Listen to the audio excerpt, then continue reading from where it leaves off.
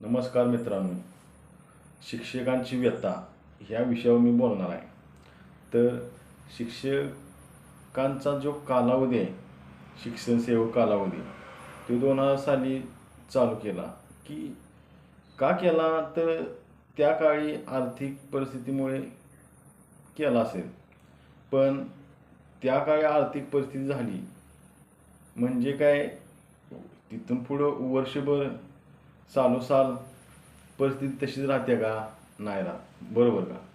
पण शिक्षण सेवक कालावधी 3 वर्षाचा आहे.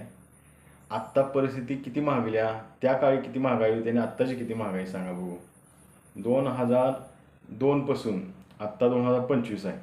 या कालावधीत किती आर्थिक परिस्थिती सुधारली प्रत्येकाची, किंवा आर्थिक परिस्थिती भारताची बऱ्यापैकी मजबूत झाली, बरोबर का? तर सांगण्याचा उद्देश हाच आहे की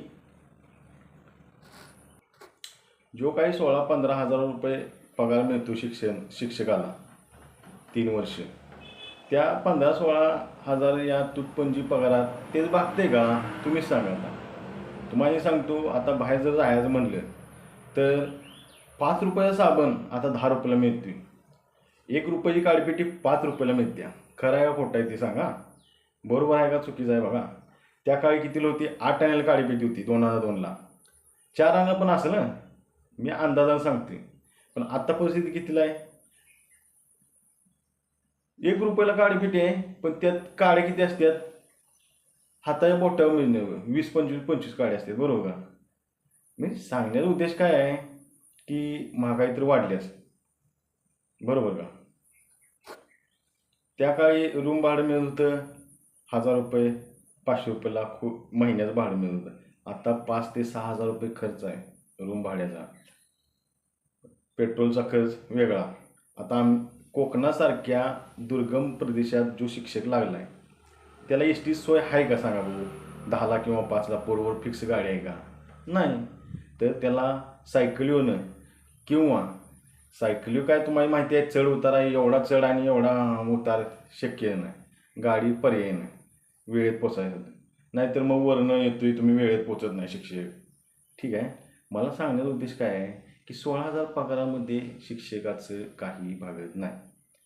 दूध, त्याचं घर भाडं, लाईट बिल, आजारपण, घरात सगळा ऑल ओव्हर खर्च असतोच. तो भागतोय का सांगा बघू? तर माझी रिक्वेस्ट आहे सगळ्यांना, शिक्षक भारताचा कणा आहे, तो सगळ्या विद्यार्थ्यांना घडतो. अरे अमेरिकेत, जपानमध्ये बघा किती शिक्षकांना किंमत आहे, सगळ्यात जास्त पगार त्यांना आहे. आणि उठलं शिक्षकाला पगार. आणि शिक्षकाला पगार किती?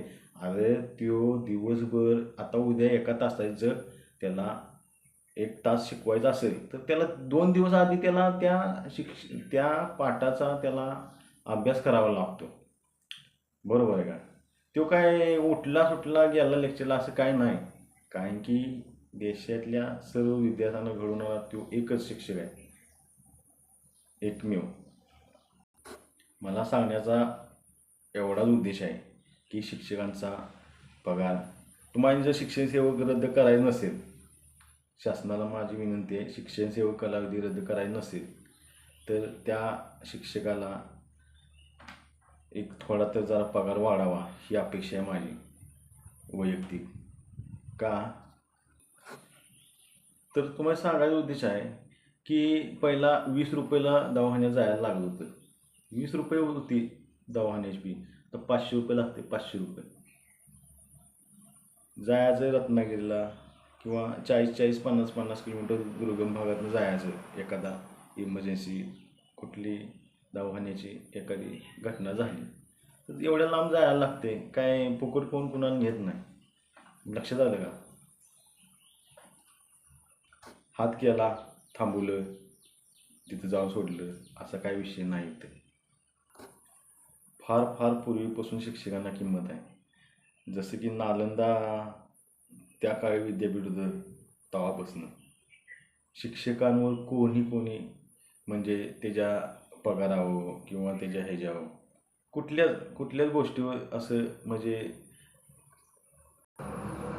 टीकात्मक भूमिका किंवा त्यांना